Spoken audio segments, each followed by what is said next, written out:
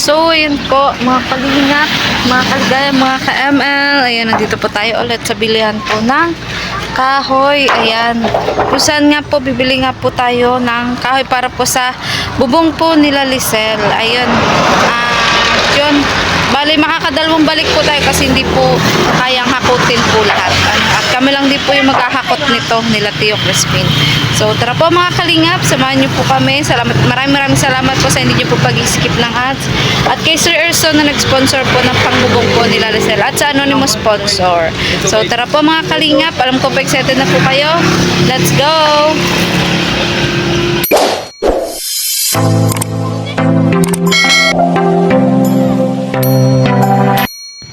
At ito na nga mga kalingap, mga kaligaya, mga ka-ML, ang paunang nabili po nating kahoy para po sa bubong nila Lisel na gagawin na po bukas. Ayan, mukha lang po yung mga lago pero mas matibay pa po yan sa relasyon nyo mga kalingap. At kahit pa ulit-ulit pa po yung ihampas sa'yo ay napakatibay po talaga mga kalingap. At eto na nga po, andito na rin po kami kila Lisel. Ayan, agad-agad po ay binaba na po natin ang mga kahoy na ito para mahakot na din po papunta po kila Lisel. At syempre po tinulungan din po tayo ni Tio Crispy na maghakot po ng mga kahoy na ito. Pati na rin po natin Cheryl at pati na rin po ng aking cameraman na aking asawa.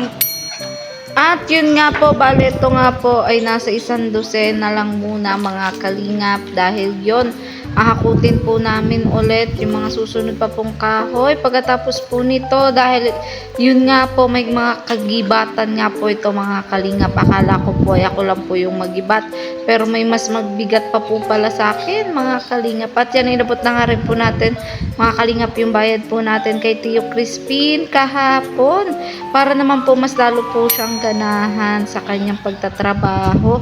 At yon, tumulong na nga rin po tayo sa paghahakot mga kalinga para nga po mas mapabilis ang paghakot po ng mga materyales. At kahit nga po birthday ko po ngayon ay ginawa na po natin at bumili na nga rin po tayo ng mga materyales para bukas po ay tuloy-tuloy na po ang paggawa po nila.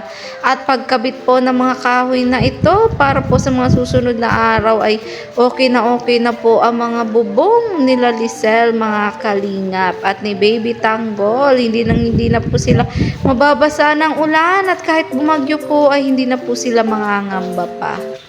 At yun nga po mga kalingap, habang daladala ko nga po ang 2x2 na ito ay naalala ko po si mahal na poong Nazareno mga kalingap.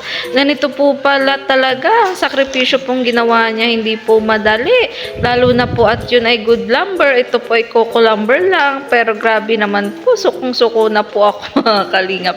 Lalo na po si mahal na poong Nazareno kasi good lumber po yung kanyang krus na pinasan mga kalingap. Pero ganun pa man, para po sa paglingap mga kalingap ay akin pong iindahin ang gibat at pagod ng mga kahoy na ito mga kalingap. Ang bakal na ito doon po sa CR po nila Lisel. Tapos dito po kung sakali itong maglagay po ng hollow block. Ayan, pero mag-usong din pala kayo. At yun, eto na nga po mga kalingap, kahit may kagibatan po yung kahoy ay babalik pa po tayo para maghakot dahil kawawa naman po si Tio Crispin na naranasan niya din pong magpasa ng kahoy parang si Poong Nazareno mga kalingap. Pero mabuti po yun na paminsan-minsan po ay mararanasan din po natin na pumasan ng mga kahoy at gibat po ng problema natin sa buhay para tayo at hindi na po ulit magkasaya. At yun mga kalingap, dalawa kaya mo? Marami-rami pa po ito kaya nagtulong na din po kami ng aking asawa. Dito ako sa unahan, dito naman siya sa ulihan habang siya ang aking cameraman. So yun, at ito rin si Ate Cheryl at si Lisel na yun, nakailang balik na din. Hanggat may babalikan ay balik-balik lang po kami mga kalingap hanggang maubos nga po ang mga coco lumber na ito mga kalingap.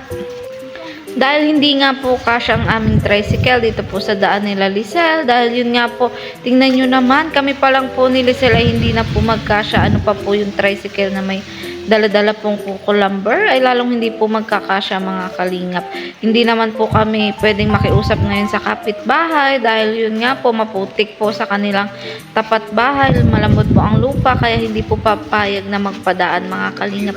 Kaya magtiyaga na lang po kami na maghakot nitong kahoy na napakagibat mga kalingap papunta po kila Lisel para maranasan din po namin ang hirap na at sakripisyo na ginawa ni mahal na poong Nazareno mga kalinga. Para yon hindi na rin po tayo muling magkasala pa at matuto po tayo sa ating mga pagkakamali. Iyan, si mahal na poong Nazareno nga po isang santo po ng Katoliko mga kalingap. Ayan na atin naman pong ginagalang at nire-respeto po ang bawat religion po ng bawat isa sa atin. Kot ang karpintero. Dahil yun nga po, ito pang mahirap po kay Lisel. Malayo po kasi yung labasan. Bukod po sa malayo, hindi po kasya ang tricycle. Kaya yun po, mano-mano po tayo.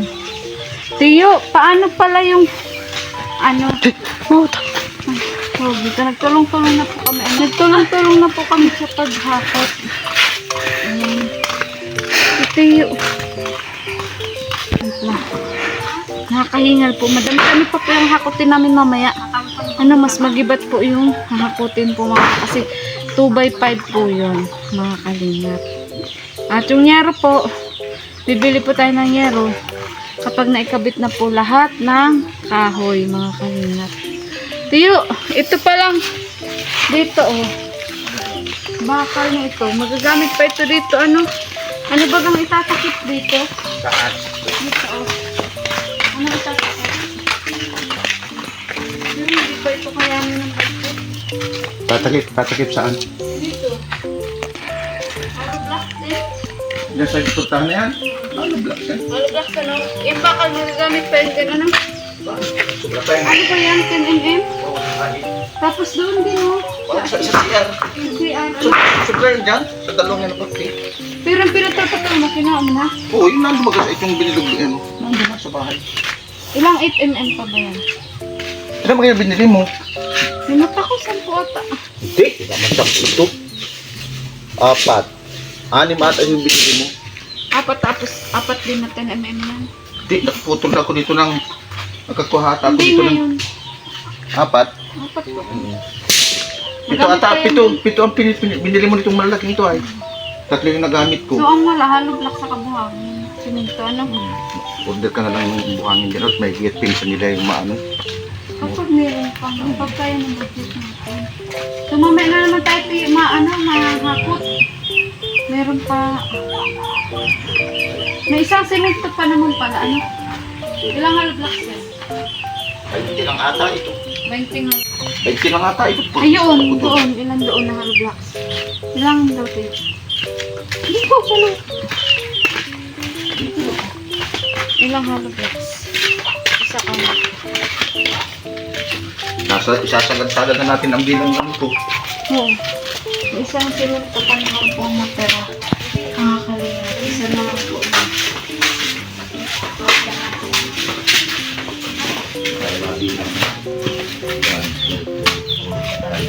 Seven, eight.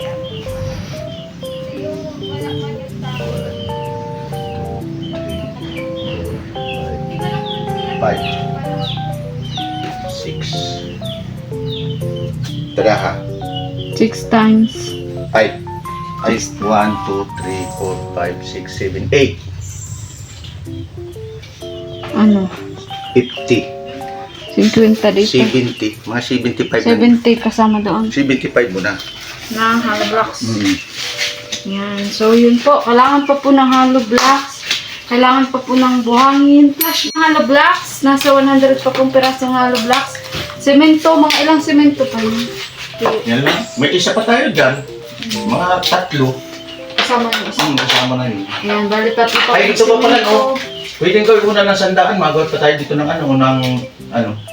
yung kwan. Siyempre, Pag kaya nga ng budget natin. Kasi ang budget pa lang natin ang mga sandaan, magkano na? 1, 2 na. Sa hollow block pa lang. Hindi kasali yung Kaya nga. Hindi, magbili ka na muna ng kahit maano lang, makuha na lang yung sa kabila. Makubiran lang. Yung 50 dyan ay pasok na. Siguro yan dyan ay hindi. Bali, yun nga po yung kakulangan po dito, sa bahay po nila Lisel. Kasi, ang naipadala lang po ngayon ni Sir Erson para lang po sa bubong. Pero yung sa bubong po, sure po ako kulang pa rin po yun. So, bali ngayon, ang kulang pa din po talaga dito. Kila Lisel, hollow blocks, 3 semento. At yung bakal, sapat pa ba yung bakal? Yung bakal, sapat pa po yun. At buhangin po, yan po yung kakulangan dito. So, ako po tutulong po sa abot po ng aking mga kaya. At maraming salamat po kay Sir Erson sa anonymous sponsor na sila po yung nag-sponsor po para po dito, sa bahay po nila Lisel. At yun po, unti-unti na nga po ay nabubuo na. Ayan. At bukas po tatanggalin na po itong forma. Tatanggalin na ito, Huwag na muna. Ay, di mo na pwede ikabit. Pwede, makabit ang kahoy. Kung Pwede ikabit ang kahoy na nandiyan pa ang forma. Hindi, ang gawin natin bukas, maalis kayo dito. Alisin natin na may pambubong na ito, wala pa. Oo, kakabit yung kahoy. Makabit ng kahoy, siyempre babaklasin yung bubong na yan. Kasi itong maiging itong yero, May pangbubong na pero alam ko tayo hindi ito sapat kasi ang dami ng niro. Ilan lang ang makuha dito? hindi, ganito ang gagawin natin. Yung bago, lagay natin dito sa record. Oo nga. Yung kalahati. Ilan lang ang makuha dito? Kaya nga, Sa tingin mo ilan ang makuha dito? eh kung ito ay makukuhaan dito, titingnan natin siyempre, hindi pa magbilang kasi yung pagtanggal. Kaya nga. Hindi pa pero kung kaya ng bulkasin, mag-ano tayo ng bulkasin, para dito na lang yan. Yung mga bago, i-close natin bago kung ilang piraso magbibili. Kung lahat dito ay bago sa kabilang ito, dito naman tayo magpupunta sa kabila. O dito sa Pero feeling ko yung banda dito na ang makuha. hanggang dito siguro yan, oh. Yan. Dito, sa tapat na ito. Palagay 2 zero lang ang dyan ma-addict yan. Saka sa kabilang yung isa. Pero ito lahat yan. Oh, ay ito mga, pwede pa ito kung sakali. Pipilian natin. Puputulan natin na lang sa kapili na yun dito sa tabi nito. Putulin na lang natin. Basta yung mga bago, Pipinturahan. pipinturahan na lang. Pagka kasi pinturahan para sabay dun sa bago. Kasi ito bukas, babakbakin na ito bukas. Sige pang payero, dali pa. Ay, tatanggalin na muna ang ganyan. Bukas, Ate, maalis na kasi kayo baka- dito. Mag-alis na kayo dito. Aalis muna kayo. At samantala, pinapalayas na muna kita, Ate Cheryl. Ate Cheryl! Papalayasin na muna kita bukas. Okay lang, baka kinakausap ko yung anak ko, sabi ko babaklasin natin lahat. I-demolish muna kita. Dapat bukas wala na ang mga gamit nyo. Dahil hindi kayo nagbabayad ng upa. Ayos lang. Bukas. Babalik ka pag nakabayad ka na ng upa, Ate Cheryl. Sabi na lang, sabihan mo na. Pag-iipunan ko para makabayad ng upa. Basta bukas ito ha, dapat pagising nyo wala na yan. Kasi babakbakin. Maaga silang magawa. Sige. Kailangan. So, yun po. Ikaw, Ate Cheryl, anong masasabi mo sa anonymous sponsor at kay Sir Erson na bumuo ng inyong bahay? Ay, maraming salamat naman sa iya. Ikaw na lang at maluutag lang. Sige na. Sige, Ate Cheryl, kaya mo yan. Nalipad ka sa pistilo ko. Okay lang yun, Ate Cheryl. Ano mo na sasabihin ko? Napapagad pa kasi ako, lalat lang. Kaya mo yun, Ate Cheryl. Gusto mo, Ate Cheryl, mag-walling ka na dito dahil meron ka ng poste. Dati wala kang poste, ngayon may poste ka na. na siya. Oo, may nayakap ka na sa oras ng pighati. Sige, Ate Cheryl. Tama lang ito, pangtugan. Ayan, magpasalamat ka na, Ate Cheryl. Ano ang pangalan niya? Sir Erson. Tapos anonymous sponsor. Maraming salamat ko kay Sir Erson. Tapos sa lahat ng nagsusuporta po dito sa amin ay luhod pa akong papasalamat kami. Tutuloy na naman po ang pagawa ng bubong. Oo. Ano po. Bubong naman kasi talagang pa-priority natin dito. Kaso nga walang tibay, Ate Cheryl, kaya nadamay ang mga biga-biga. Ang flooring. Dapat maayos na ang bubong para yung flooring ma-appreciate na natin yung paglagay ng floor mat. Sige, ikaw Lisel, anong huling mensahe mo sa mga viewers, supporters, sponsors? Ayun po, sa viewers and supporters po, maraming salamat po sa walang sawang pagsuporta po kay Ate Maria Ligaya Vlog po. Sana po magpatuloy lang po kayong mag-support po sa kanya dahil hindi lang po kami natutulungan ng mga beneficiaries. Tapos sa mga sponsors po, kay Sir Ersa, sa sponsor po. And sa lahat po ng sponsors na tumulong po sa aming mga beneficiaries po, maraming salamat po sa inyo lahat. Ano po, utang na loob po namin ang lahat po nito sa inyo po. Kasi po, kung wala po kayo, wala po yung mga gamit na meron po kami ngayon. Tapos yung maayos po Yun po, mga kalingap, mga kaligaya, mga ka-ML. Ayan, grabe pinagpawisan nga po kami sa paghakot po ng kahoy. Ayan, pero yun po, bagamat birthday ko po ngayon, wala pong ganap, pero tuloy pa rin po sa paglingap. Ano, para yun po, maano po, may kabit na po itong bubong po ng bahay po nila Lisel. Ano? At yun, para hindi na po sila natutuluan. Maraming salamat po sa mga nag-sponsor. Yan. Sa lahat po na sponsor sa aking lahat po ng beneficiary. Kay Ate Laida, kay Sir Erwin, kay Sir Erson, kay Sir Manding Pascual. Ayan, kay Tita Ellen. Ayan, kay Sir Dong Roche. Kay Miss D from Hong Kong. Kay Trulala member from Singapore. Ayan, at kay sino pa ba? Anonymous sponsor from Washington. Ayan. So, yun. Sila po yung mga nag-sponsor po mula noon. Ayan. At yung iba po hanggang ngayon ay nag-sponsor pa rin po. Maraming salamat po. Gaya po ni Ate Laida, ni Sir Erson, ni Sir Manding Pascual. Ayan. At ng anonymous sponsor from Washington. Maraming salamat po. At sana patuloy nyo lang din po supportahan Kuya Bal Santos Matubang at na vlog Kalingap Rob at ang buong Kalingap team. Wala po kami ibang hiling at hangad kundi ang makatulong ko sa aming mga beneficiary. At yun, si Lord na po ang bahala sa atin na magbalik po ng lahat po ng mga biyaya na atin pong na-share din po sa ating mga beneficiary. Dahil tayo po ay daluyan lang po ng biyaya galing po kay Lord. Ayan. So, sana patuloy nyo lang din po supportan kay Abel Santos Matubang at na vlog Kalingap Rob at ang buong Kalingap team. Especially po Kalingap Tata, Vincent Calyada. Ayan na, humina din po talaga ang views nila. Ayan. At Kalingap Rose, Kalingap Turak. Ayan na, minsan din po nagpabigay din po sa atin ng pangayuda. Maraming salamat po.